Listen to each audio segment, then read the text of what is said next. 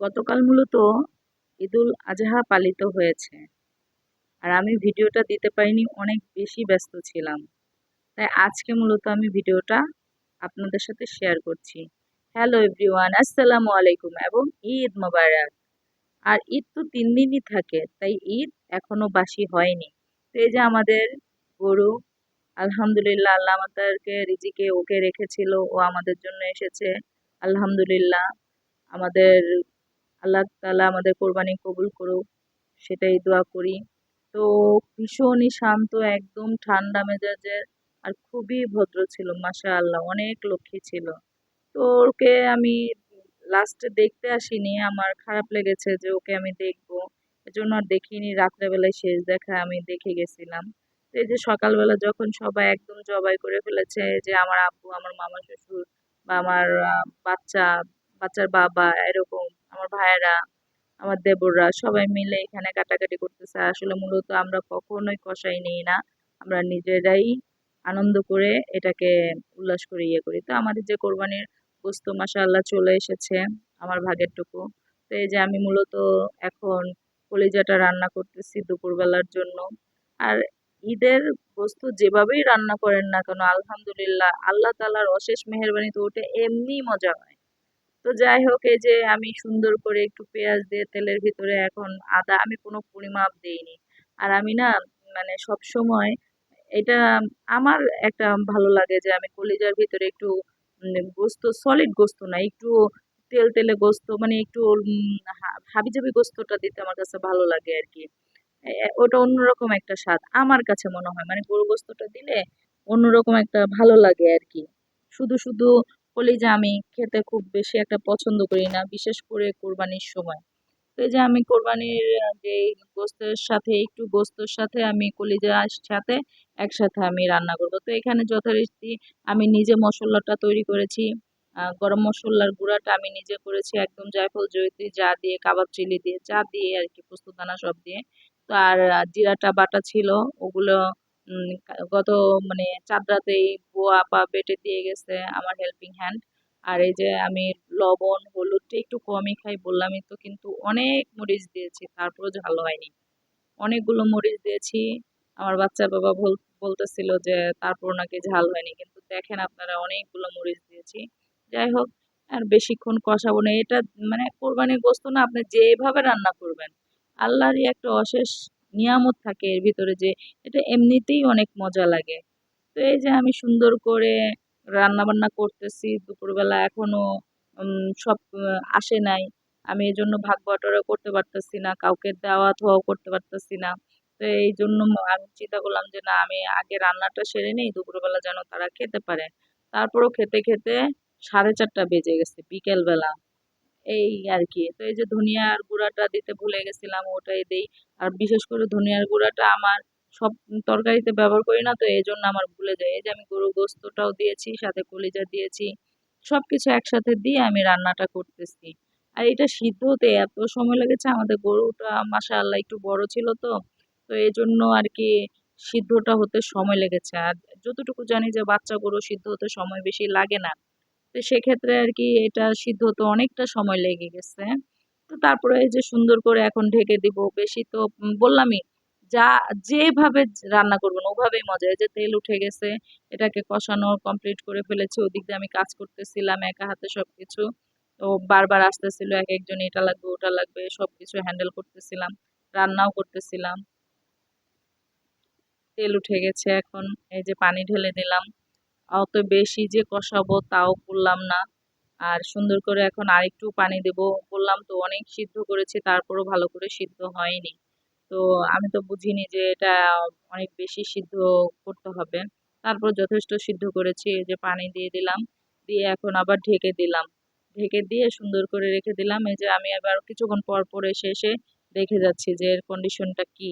এই যে বারবার নাড়াচাড়া দিয়ে দিচ্ছি যেন পুড়ে না যায়, আর পুড়ে গেলে তো আহ তরকারির ঘ্রাণটাই চেঞ্জ হয়ে যাবে। তো বারবার নাড়াচাড়া করতেছি। গরু গোস্তটাও দেখতে পাচ্ছেন, আমি কিন্তু একদম সলিড গোস্তও দেইনি, একটু অন্য রকমের যে আছে না, যে নরম নরম গোস্তটা থাকে, ওইটা দিলে বেশি ভালো লাগে আর কি। তো আমি সবসময় এই কাজটা করি, শুধু কলিজা রান্না করি না। তো এই যে আমি এটাকে বারবার রান্না বান্না করতেছি। দেখতেছি তেল উঠতেছে, এই যে ফাইনাল হয়ে গেল আলহামদুলিল্লাহ। অনেক অনেক অনেক মজা হয়েছিল আলহামদুলিল্লাহ, খুব ভালো লেগেছিল। বিশেষ করে আমার হাজবেন্ডের খুব ভালো লেগেছিল, তবে বলতেছিল ঝালটা একটু বেশি হলে ভালো হতো। তা আমি কিন্তু ঝাল ঠিকই দিয়েছিলাম, অনেকগুলো মরিচ দিয়েছিলাম, কিন্তু ঝাল কেন হলো না বুঝলাম না।